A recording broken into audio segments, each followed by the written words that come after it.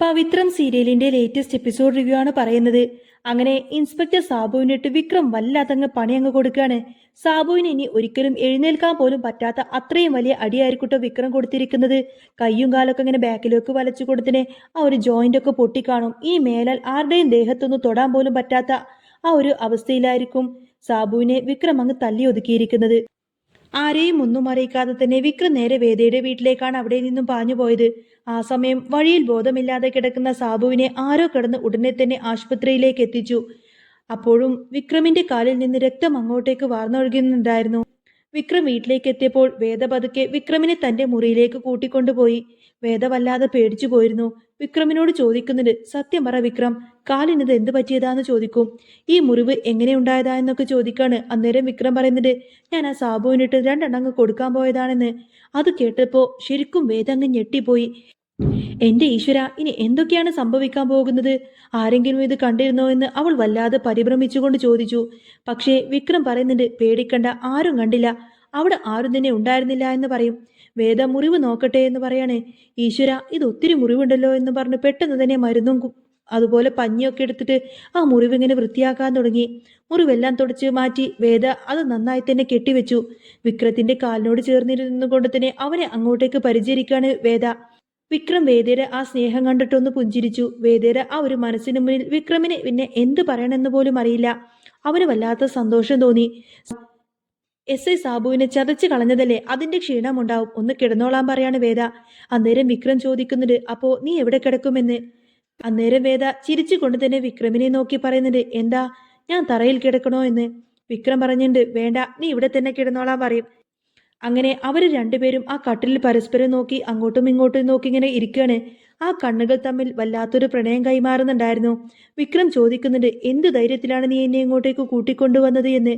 എന്റെ വലിയ ശത്രുവായ നിന്റെ ഏട്ടൻ ശ്രീകാന്ത് എങ്ങാനും എന്നെ ഇവിടെ കണ്ടു കഴിഞ്ഞാൽ എല്ലാം തീർന്നില്ലേ എന്ന് ചോദിക്കും. അന്നേരം വേദ പറയുന്നുണ്ട്, അങ്ങനെയൊന്നും ഉണ്ടാവില്ല വിക്രം, യഥാർത്ഥ കുറ്റവാളിയെ നമുക്ക് പുറത്തു കൊണ്ടുവരണമല്ലോ, ആ പുളിക്കൻ എവിടെയുണ്ടെന്ന് കണ്ടുപിടിക്കണം. വിക്രം പറയുന്നുണ്ട്, അതിന് ഞാൻ തന്നെ വേണ്ടി വരുമെന്ന്. ഈ രാത്രി പുറത്തിറങ്ങി അവനെ നമുക്ക് പൊക്കണം വേദ. അന്നേരം വേദ പറഞ്ഞിട്ട്, ഇപ്പൊ നിങ്ങൾ ഒന്നും ചെയ്യേണ്ട, അടങ്ങി ഒതുങ്ങി ഇവിടെ കിടന്നോളണം, കേട്ടല്ലോ എന്നും പറഞ്ഞ് അവൾ അങ്ങ് ചിരിച്ചു.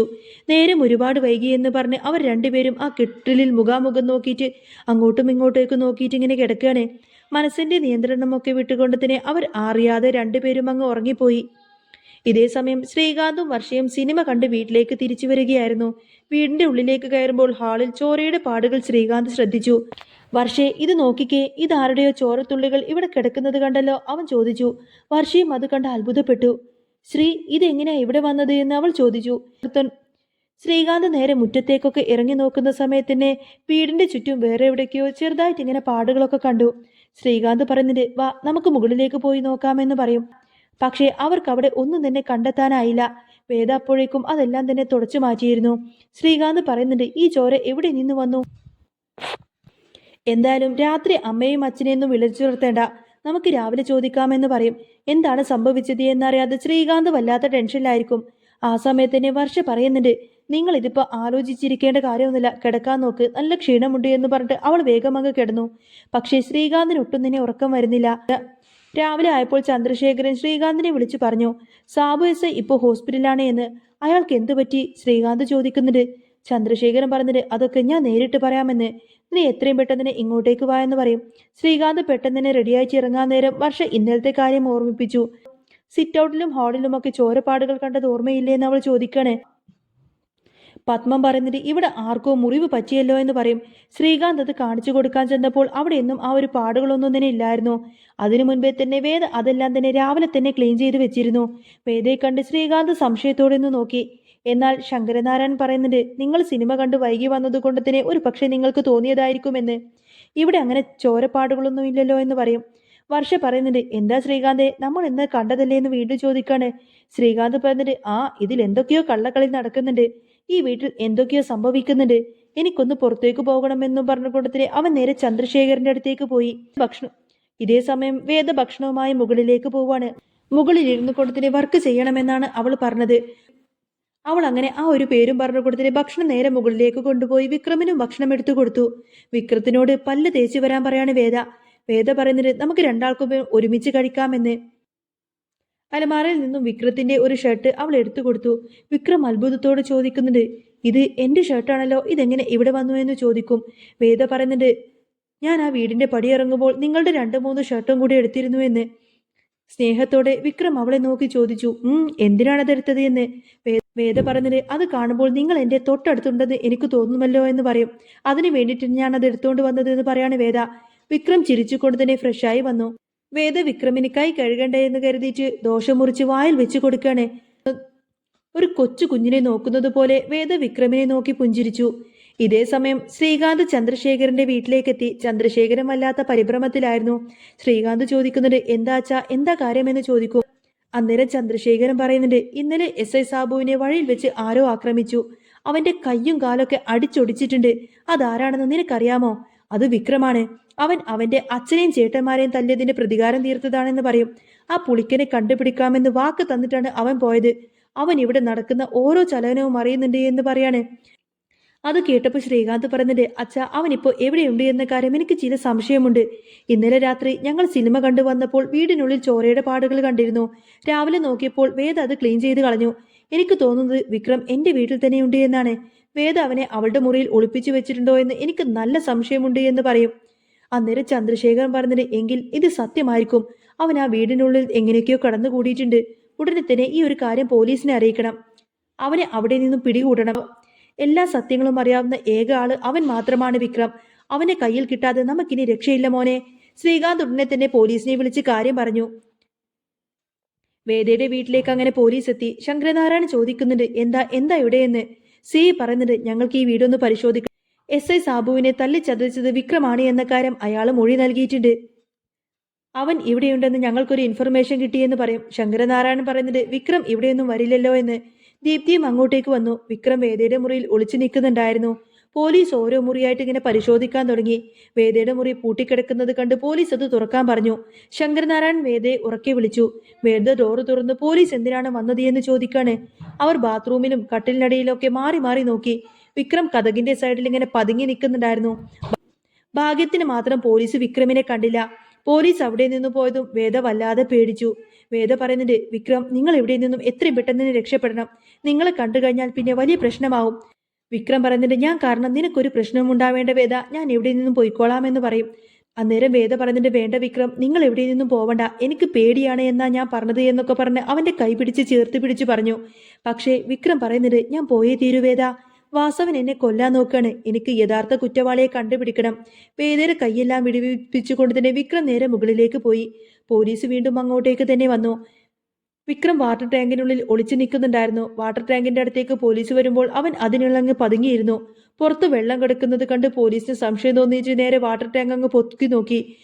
വിക്രത്തെ അവിടെ കണ്ട് അവർ അങ്ങോട്ടേക്ക് ചാടി. വിക്രം പോലീസിനെ തള്ളി മാറ്റി ഓടാൻ ശ്രമിച്ചു. അവൻ താഴേക്ക് ചാടി രക്ഷപ്പെട്ടു. ശങ്കരനാരായണനോട് പോലീസ് പറഞ്ഞു, അവൻ ഈ വീട്ടിൽ തന്നെ ഉണ്ടായിരുന്നുവെന്ന്. ശ്രീകാന്ത് ദേഷ്യത്തോടെ വേദയുടെ അടുത്തേക്ക് പോയിട്ട് അവളെ അങ്ങ് അടിച്ചു.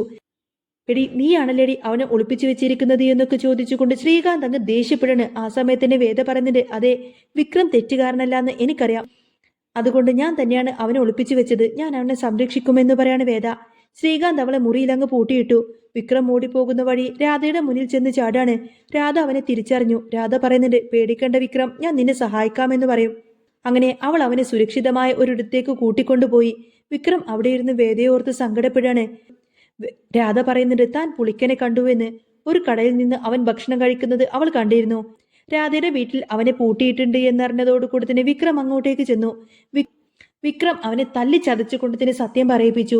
പുളിക്കൻ പറയുന്നത് വരുണിനെ കുത്തിക്കൊന്നത് SI സാബുവാണ് എന്നും ഇതെല്ലാം ചെയ്യിപ്പിച്ചത് ശ്രീകാന്തും ചന്ദ്രശേഖരനുമാണെന്നും. രാധ ഇതെല്ലാം തന്നെ ഫോണിൽ റെക്കോർഡ് ചെയ്യുന്നുണ്ടായിരുന്നു. വിക്രം അവനെ കൊണ്ട് പോലീസ് സ്റ്റേഷനിലേക്ക് എത്തി മൊഴി കുടിപ്പിച്ചു. ശ്രീനിവാസൻ വഴി എല്ലാ വീഡിയോയും വാസവൻ എത്തിച്ചു കൊടുത്തു. വാസവൻ സത്യമറിഞ്ഞ് ആകെ ഞെട്ടിപ്പോവാണ്. വിക്രം നിരപരാധിയാണെന്ന് അയാൾക്ക് ബോധ്യപ്പെട്ടു. വിക്രം നേരെ വേദയുടെ വീട്ടിലേക്കെത്തി. ശ്രീകാന്ത് അവനെ തടയാൻ നോക്കിയെങ്കിലും വിക്രം സകല സത്യങ്ങളും വിളിച്ചു പറഞ്ഞിരുന്നു. വേദയെ പൂട്ടിയിട്ടിരിക്കുന്ന ആ ഒരു മുറി തകർത്തുകൊണ്ട് തന്നെ അവൻ അവളെ രക്ഷിച്ചു. വേദ വിക്രമിനെ കെട്ടിപ്പിടിച്ചുകൊണ്ട് തന്നെ പൊട്ടിക്കരയാണ്. പോലീസ് എത്തി ശ്രീകാന്തിനെ അറസ്റ്റ് ചെയ്തു. ശങ്കരനാരായണനും ദീപ്തിയും അവരോട് മാപ്പ് ചോദിക്കുന്നുണ്ട്. വിക്രം വേദയുടെ കൈപിടിച്ചുകൊണ്ട് തന്നെ ആ ഒരു വീടിന്റെ പടിയിറങ്ങി. അങ്ങനെ അവരൊരു പുതിയ ജീവിതത്തിലേക്ക് ഒരുമിച്ച് നടന്നു നീങ്ങുകയായിരുന്നു. ശ്രീകാന്തിനെ പോലീസ് ജീപ്പിലേക്ക് കയറ്റുമ്പോൾ അവൾ അനുഭവിച്ച വേദനയുടെ 1000 മടങ്ങ് ആ മുഖത്ത് കാണാമായിരുന്നു. ശങ്കരനാരായണൻ ആകെ തകർന്നുപോയി. തന്റെ മകൻ ഇത്രയും വലിയൊരു ചതിയനാണെന്ന് അയാൾക്ക് വിശ്വസിക്കാൻ പോലും ആയില്ല. ദീപ്തിയും പത്മവും ആകങ്ങനെ അന്തം വിട്ടു നിൽക്കാണ്. വേദ വിക്രമിന്റെ കൈകൾ മുറുകെ പിടിച്ചു. അവളുടെ കണ്ണുകളിൽ ഇപ്പോൾ സങ്കടമല്ല, മറിച്ച് ഒരു യുദ്ധം ജയിച്ചതിന്റെ ആശ്വാസമായിരുന്നു. ഇതേ സമയം വീഡിയോ കണ്ട വാസവൻ തന്റെ ഗുണ്ടകളുമായി അങ്ങോട്ടേക്ക് പാഞ്ഞെത്തി. വിക്രമിനെ കണ്ടപ്പോൾ അയാൾ ഓടി വന്ന് അവന്റെ കൈകളിൽ അങ്ങ് ചേർത്ത് പിടിച്ചു. വിക്രം, നീ എന്നോട് ക്ഷമിക്കണം. എന്റെ മകനെ കൊന്നവനെ ഞാൻ സ്നേഹിക്കുകയും അവനെ രക്ഷിക്കാൻ നോക്കിയവനെ താൻ തല്ലിക്കൊല്ലാൻ നടക്കുകയും ചെയ്തു. ഈ വാസവന്റെ ജീവിതത്തിൽ ഏറ്റവും വലിയ തെറ്റാണ്. വിക്രം ശാന്തനായി തന്നെ പറഞ്ഞു. അതൊന്നും സാരമില്ല വാസവ, സത്യാവസ്ഥ ഏതായാലും അറിഞ്ഞല്ലോ, അത് മതിയെന്ന് പറയും. ശ്രീകാന്ത് അകത്തായതോടുകൂടി തന്നെ ചന്ദ്രശേഖരൻ ആകെ പരിഭ്രാന്തിയിലായി. തന്റെ പേരൊരിക്കലും പുറത്തു വരാതിരിക്കാൻ വേണ്ടിയിട്ട് അയാൾ പുതിയ കരുക്കൾ നീക്കി. സാബുവിനെ ഹോസ്പിറ്റലിൽ വെച്ച് വായടപ്പിക്കാൻ അയാൾ ഗുണ്ടകളെ ഏർപ്പാടാക്കിയിരുന്നു. എന്നാൽ വിക്രം ഇത് മുൻകൂട്ടി കണ്ടു. രാധയുടെ സഹായത്തോടു കൂടി തന്നെ സാബുവിന് പോലീസ് സംരക്ഷണം ഉറപ്പാക്കാൻ വിക്രത്തിന് കഴിഞ്ഞു. വിക്രം വേദയും കൂട്ടിയിട്ട് തന്റെ പഴയ വീട്ടിലേക്ക് മടങ്ങിയെത്തി. കമലമ്മയും മാഷും അവരെ ആരതി ഒഴിഞ്ഞുകൊണ്ട് തന്നെ സ്വീകരിച്ചു. വേദ ആ വീടിന്റെ ഐശ്വര്യമായി മാറി. പക്ഷേ പവിത്രം കുടുംബത്തിലെ ആ പഴയ സ്നേഹം തിരികെ കൊണ്ടുവരണമെന്ന് അവൾ ആഗ്രഹിച്ചിരുന്നു. ജയിലിൽ കിടക്കുന്ന ശ്രീകാന്തിനെ കാണാൻ അവൾ ഒറ്റയ്ക്ക് പോയി. അവിടെ വെച്ച് അവൾ പറഞ്ഞു, ഏട്ടാ, നിങ്ങൾ ചെയ്തത് വലിയ തെറ്റാണ്. പക്ഷേ ആ തെറ്റ് തിരുത്താൻ ഒരവസരമുണ്ട്. ചന്ദ്രശേഖരൻ നിങ്ങളെ കരുവാക്കുകയായിരുന്നു എന്ന് കോടതിയിൽ നിങ്ങൾ തുറന്നു പറയണം. എങ്കിൽ മാത്രമേ നിങ്ങൾക്കിനി നല്ലൊരു ജീവിതമുണ്ടാവുള്ളൂ എന്ന് പറയാണ് വേദ. കോടതിയിൽ കേസ് പരിഗണിക്കുമ്പോൾ ശ്രീകാന്ത് പൊട്ടിക്കരഞ്ഞുകൊണ്ട് തന്നെ സകല സത്യങ്ങളും വിളിച്ചു പറഞ്ഞു. ചന്ദ്രശേഖരന്റെ ക്രൂരമായ പ്ലാനുകളും വരുണിനെ കൊല്ലാൻ നൽകിയ കൊട്ടേഷനും എല്ലാം തന്നെ പുറത്തു വന്നു.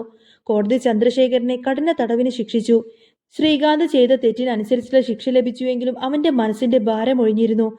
വർഷങ്ങൾക്ക് ശേഷം വിക്രമും വേദയും പിന്നീട് ഒരു കുഞ്ഞുമായാണ് പവിത്ര വീട്ടിലേക്ക് എത്തുന്നത്. ശങ്കരനാരായണനും പത്മവും ഭയങ്കര സന്തോഷത്തിൽ ഒരുമിച്ച് ആ ഒരു മുറ്റത്തിങ്ങനെ സന്തോഷത്തോടെ ഇരിക്കുകയായിരുന്നു. വരുണിന്റെ ഓർമ്മകളുമായിട്ട് ദീപ്തിയും അവിടെ ഉണ്ടായിരുന്നു. തിന്മക്കുമേൽ നന്മ വിജയിച്ചതിന്റെയും സ്നേഹം കൊണ്ട് മുറിവുകൾ ഉണക്കിയതിന്റെയും അടയാളമായി ആ വീട് അങ്ങനെ മാറി. അങ്ങനെ പവിത്രത്തിൽ ഇനി വരാൻ പോകുന്ന സൂപ്പർ അടിപൊളി ത്രില്ലിംഗ് എപ്പിസോഡുകളൊക്കെ തന്നെയാണ് കേട്ടോ. നിങ്ങൾക്ക് ഈ ഒരു ചാനൽ ഇഷ്ടമാവുകയാണെങ്കിൽ സബ്സ്ക്രൈബ് ചെയ്യാനും സപ്പോർട്ട് ചെയ്യാനും മറക്കല്ലേ. നെക്സ്റ്റ് വീഡിയോ ഉടനെ വരാം. ബൈ.